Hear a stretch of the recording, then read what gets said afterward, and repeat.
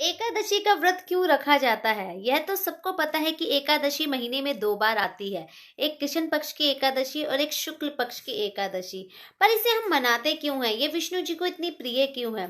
पौराणिक कथाओं में कहा जाता है, एक बार भगवान विष्णु विश्राम कर रहे थे, तो एक मुंडन नामक राक्षस ने भगवान विष्णु से युद्ध करने की इच्छा प्रकट की। मुंडन नामक राक्षस को यह वरदान था कि उसे कोई पुरुष देवता नहीं मार सकता।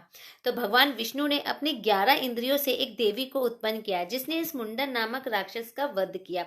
तो प्रभु देवी से इतने प्रसन्न हुए कि कुछ वरदान मांगो। देवी ने कहा, प्रभु मैं आपकी 11 इंद्रियों से उत्पन्न हुई हूँ, तो मुझे एकादशी के नाम से जाना जाए। और इस दिन लोग पूजा पाठ और व्रत करे भगवान विष्णु का। जो इस दिन व्रत करेगा वो जीवन और मरण के जाल से छूटकर मोक्ष को प्राप्त करेगा। इसलिए भगवान विष्णु को यह व्रत बहुत प्रिय है और कहा जाता है यह व्रतों का राजा है। एकादशी को चावल खाना वर्जित माना जाता है, लेकिन द्वादशी को चावल खाना शुभ माना जाता है। ऐसा क्यों होता है?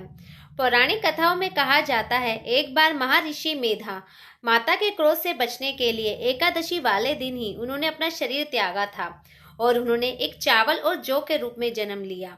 अगर कोई भी व्यक्ति एकादशी को चावल खाता है तो इसका मतलब है वह महर्षि मेधा का मांस खाता है और उसे अगले जन्म में रेंगने वाले कीड़े के रूप में जन्म लेना पड़ता है।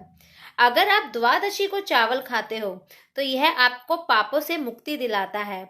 और जो लोग व्रत रखते हैं एकादशी को, उन्हें तो द्वादशी को अपना व्रत तोड़ना ही चावल खाकर चाहिए। चावल खाना द्वादशी को बहुत शुभ माना जाता है। जय माता दी। भगवान विष्णु को तुलसी माता इतनी प्रिय क्यों है? कहा जाता है कि तुलसी माता पूर्व जन्म में एक वृंदा नाम की पतिव्रता स्त्री होती हैं, जिनका विवाह जलंधर नाम के राक्षस से होता है। जलंधर अपने पत्नी के पतिव्रता धर्म से इतना ज्यादा बलशाली होता है कि भगवान भोलेनाथ से भी परास्त नहीं हो पाता। तब सभी देवता प्रभु विष्णु से प्रार्थना करते हैं।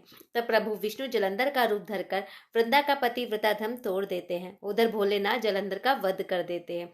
जब ये बात वृंदा को पता चलती है तो वृंदा प्रभु को श्राप देती है कि आपका दिल काले पत्थर के समान है, आप काले पत्थर के हो जाएं। तब प्रभु विष्णु कहते हैं ऐसा ही होगा, और वृंदा तुम्हें भी तुम्हारी भक्ति का वरदान देता हूँ। तुम अगले जन्म में एक तुलसी पौधे के रूप में जन्म लोगी और मैं बिना तुलसी पत्र के भोग तक स्वीकार नहीं करूंगा। और काले पत्थर में मेरा एक अंश होगा जिसे लोग शालिग्राम के नाम से पूजेंगे। और तुलसी का विवाह और शालिग्राम का विवाह देव उठनी एकादशी को होगा और तुम मेरी पत्नी के रूप में जानी जाओगी। जय माता दी।